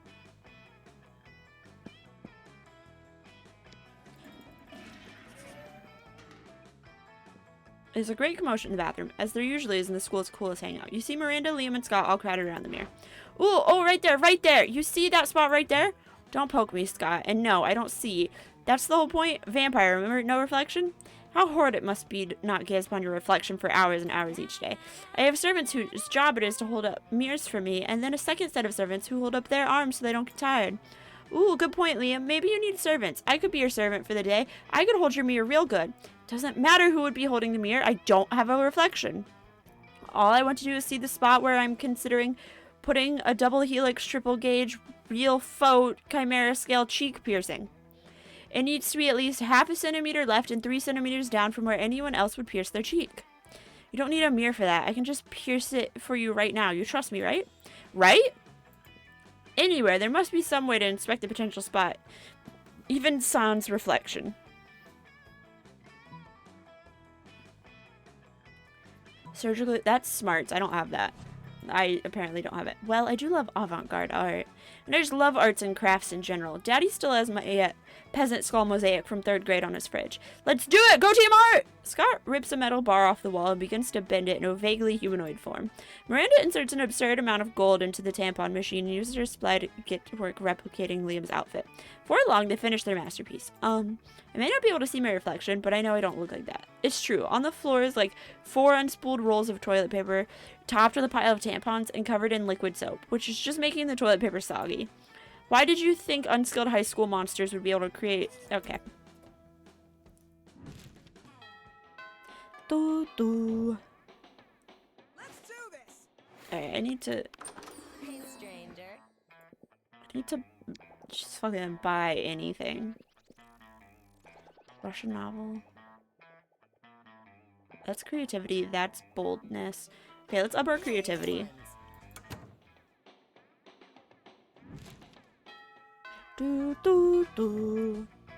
Okay. Let's do this. Let's go to the library. I didn't need money. You check your email in the library when you see one from an address you don't recognize. Subject is urgent. Funds needed. Emergency. Seems important, so you open it. Hello, my name is Nazret Aswa, totally legitimate prince of Ethiopia. Due to recent cruel behavior at the hand of my brother Gambela Aswa, who bought many whores with government money, my kingdom is in terrible debt. I require only a paltry loan of 1,000 U.S. American to regain my footing. Alternatively, you may simply provide your bank account and routing number, and I will transfer funds myself. Once I have repaid the debt, I will compensate you with 10,000 handsome U.S. dollars American recomp. Sincerely, Nazareth, as legitimate prince. Yep. His history is so sad. You really only have 2 options here. Send $100. You're not made of money. Right back to... I cannot offer how you might... Okay. So that's smart. There you go. Shrewdly pass along your bank account information, routing number, social security number. Soon the $100 transfer is complete. Nurse thanks you from the bottom of his heart, but still can't seem to get his caps lock key on his head. Later, you enter Miranda. She seems happy. The most marvelous thing has happened. My second cousin, twice removed, the legitimate prince of legitimate actual Ethiopia government of Ethiopia, has been saved. Are you the generous soul he spoke of? Bless you. Your gift, though pathetically small, helped rescue him from financial woes none escapable. Your heart is truly generous. Yeah, toast to pathetically small gift. She gained 3 charm. Okay. Let's do this.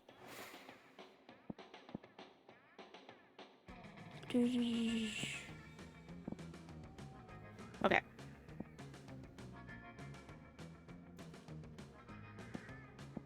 So we did here and here, I believe, for the totem. So we can go here. After rehearsal, you notice Liam, Polly, and Miranda staying late. You expect this from Liam, but Polly and Miranda, something's up. No, no, no, we need something transcendent. Something fresh. Liam giving us both back rubs is neither of those things. Whatever. I don't like your tone. Honestly, I don't know why either of you even signed up to help with the intermission performance. Principal Giant Spider said I could do this instead of taking math. Academics at this school are a joke. It's awesome. Intermission performance. Polly told me we were coming here for back rubs. Well, you're both here now. We've got to make the best of it. Let's give the audience the best 13 minutes of their life. A rousing speech. You have my scepter. You know what? That does sound fun. Let's do it. So, any ideas? Oh, no. How are we going to do a great performance? We don't even know what we're going to perform. Reenact Snow White. Miranda can be Snow White. Liam can be the prince. And Polly can be every single other character. That's creativity. That's money. You pull water bills out of your pocket and show them how it's done. Yes, this is just like I used to work at the... Never mind. I must say, this is quite similar to how my father pacifies the peasants on feast days. A truly groundbreaking critique of capitalism and also of anti-capitalism and of critiques of capitalism and anti-capitalism. Okay. Rather than using the rest of your money on this, you just spend a few monster dollars to print fake money with your face on it. So handsome. You can 2 charm 1 creativity. Hydrate. Thank you. Let's do this. Alright. Let's buy some smarts. Show me that money. Thank you. Yeah.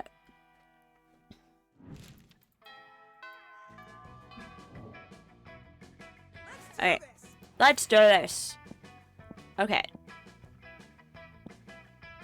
Hi, Allison. Okay, we're gonna go back to the classroom so that our smarts goes back up. See Miranda looking much deeper into thought than she is in a classroom. She's also talking aloud under her breath. And that's why you must reorganize the evil of the air people. No.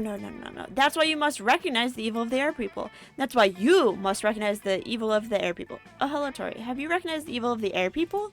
Spooky High is so useless 99.99999% of the time. The only things that are really of any interest are meeting potential suitors and preparing for prom. And now seizing the opportunity to turn everyone in school against the air people. Mrs. the Loch Ness Monster said we could do our presentation on whatever we are most passionate about, and there's nothing about which I am more passionate than defeating the air people. Simply cannot stand by as this monster race consistently showers at night instead of in the morning, puts more jelly than peanut butter on their sandwiches, and refuses to accept Daddy as their rightful king and overlord even after his second invasion. It's so important to me that the rest of the class recognizes the horror of these feathery, guacamole-hating socialist upstarts. What's the best way to get everyone on my side? Bribe everyone. Fuck. I was like, bribe, that's money, I have money. I knew you had smarts, so Tori. Everyone loves a delicious cookie. I had 2 smarts. Except for air people, because air people are monsters. I mean, technically we're all monsters. Aren't you? Isn't this spooky high school? Aren't you trying to go to Monster Prom? Whatever, the point is Miranda ends up giving a presentation full of very convincing propaganda. Alright, everyone, enjoy these free delicious cookies as I enlighten you all to the evil of mer people's sworn enemy forever. Loud tree noises. Okay, sounds legit. Sputtering. Normally I don't gag, but Miranda, what the hell are these cookies? Don't you just love them? I made them myself because my servants are busy doing homework for my other classes. Anyway, my father has invaded the Air Kingdom no less than 4 times, yet they still refuse to submit to the mer people's rule. Miranda, I eat pretty much anything. I've eaten dead birds and tennis balls, and even I can't eat these cookies. My father has invaded the Air Kingdom no less than 4 times, and yet they still refuse to submit to the mer people's rule? Is that literally just a raw fish head? This tastes like Satan's ass. Yo, don't insult Satan like that. Neither fire nor bullets has deterred those pineapple pizza-loving terrorists. Miranda, the air people are clearly just an innocent race being attacked by the kingdom of the mer people, which is probably as evil as your cooking. Miranda bursts into tears and runs out of the room, mumbling about how this is all the fault of the stupid air people and stupid Tori. Ugh, worst. You lose 2 smarts and 1 charm. Cool. Rake 6. Alright, I need to go here. I think this is the last place that I haven't checked for Totem. You notice Liam and Polly taking a break from the rave. You dance over to join them. Yo, we were just talking about the insane music festival we're going to this weekend. You're going, right? Shit, you forgot to get tickets. They're probably all sold out now, and there's no way you can afford to pay a scalper. Obviously, the home you're going, though. You've never let the truth get in the way of talking to hotties. Yes, I can't wait. All my favorite bands are gonna be there. Boo Radley, Imagine a Fucking Dragon, an actual dead mouse. Personally, I'm most excited about Veggie Scales. Their lead guitarist is a cucumber. It's never been done before. Hello, friends. What are we talking about? Is it a grand ball? Oh, sort of. It's like a grand ball, except everyone is more naked and the dancing is sexier and there are a lot more drugs. What is drugs? You know what? You wouldn't understand. It's a peasant thing. No, wait, this is perfect. If you can convince Liam and Polly to invite Miranda to the music festival, maybe she'll cover your ticket too. Party happens in a forest and there are no party virgins to be bewildered. Is it really a party? Diplomatic immunity? That's smarts. No. So charming. Well, neither of us are virgins. Now, being a virgin is so last century. You know what that means, Liam? That we should hope being a virgin doesn't become cool again since we would have to come up with a way to re-virgin ourselves? What? No, it means we're taking Miranda to the festival. Hooray! I'm overjoyed, despite still not knowing what it is we're doing. Oh, yes, of course. I can't wait to teach her how to complain about the sound mixing and lineup. And I can't wait to show her the Molly pit. Don't you mean the mosh pit? Aw, Liam, sometimes you're cute. You all ditch the rest of your classes to explain Music Fest to Miranda. It takes 8 hours, 12 diagrams, and an elaborate puppet show, but she's finally ready to party. You're getting too fun around creativity. Do I need to buy anything? There's nothing for me to buy, really. So let's go here. You're having to enjoy your meal in peace, but Coach seems to have a different idea. What's this? Eating regular food again? Fruits, vegetables, meats, dairy, blood. These are all parts of a complete lunch, sure. But you're forgetting the most important food group of all. Dietary supplements. Don't you worry now. Old Coach never goes anywhere without some emergency vitamins. Here, take your pick. It would be rude to turn them down. Who knows? Maybe you'll gain some benefits after all. Coach holds up 2 pill bottles. A shiny coat and luxurious mane. That's gotta be a charm. That's fun. Swallow the entire bottle of horse supplements because no use committing to a bad decision halfway. Suddenly you feel your hair growing silkier, even though you're not sure you had hair to begin with. Something seems different about you. For some reason, I want to stroke your mane and feed you sugar lumps. It's probably because of how healthy you are, from all the vitamins. It's like I always say, when life gives you vitamins, take them no matter what the label on the bottle says. You're inclined to agree. Also, some sugar lumps do sound good. Your classmates all gather around to comment on what a pretty pony you are. Everyone loves a horse, or a high school student slowly turning into one. You gain 4 charm.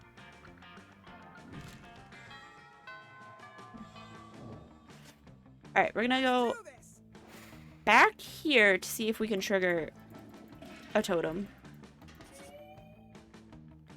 For a long moment, you, Polly, and Miranda can't do nothing but stare at the newly freed dark deity.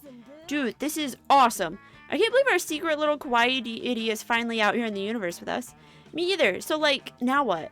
Yeah, I guess the little buddy isn't so little anymore. Dark deity smiles the grin of the eternally damned.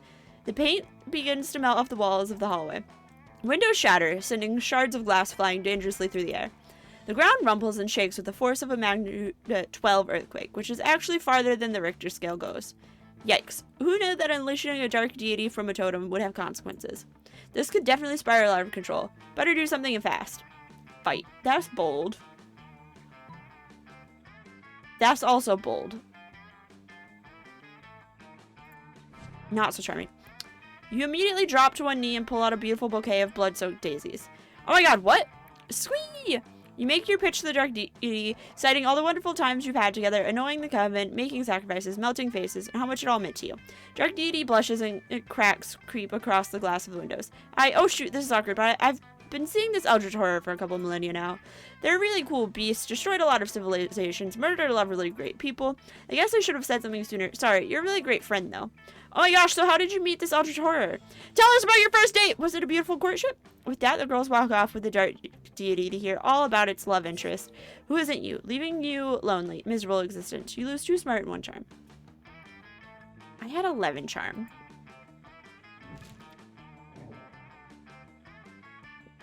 Here we go. Yes, none of them. Let's do this. You ask no one to prom because you don't need anyone else to make the most of the night. Sometimes you feel like you have to get a date to be in anyone's wicked world. But that's not true. You're your own person, and that's the most important thing. Love is wonderful, sure, but no hurry in finding it. Prom shouldn't be a deadline, but a night to remember. And so you do. You have a wonderful night. Going alone to prom doesn't mean being lonely. You have tons of fun with your classmates. You rock. Nothing is as sexy as being independent and strong on your own. And people notice. So who knows? Maybe eventually you might date one or some of them. But today you marry the night. Alright, so we didn't get a new ending because we failed, but I got an achievement, so that's cool. Alright, we're gonna click through all of this and we're gonna end the stream. But yeah, We got one secret ending. That's something, you know? Alright. I'm gonna end this. So yeah, make sure you check out our Twitter. That's where I post all of our stream schedules. And then you can check out our YouTube. That's where I post VODs. And if you go to our website, it tells you about what we do as a company and about each team member. And we have a product on Pathfinder Infinite called Heroic Crafting. It is variant crafting rules for Pathfinder 2nd Edition. And we also have a TikTok that I post Twitch clips to. So yeah. Bye-bye!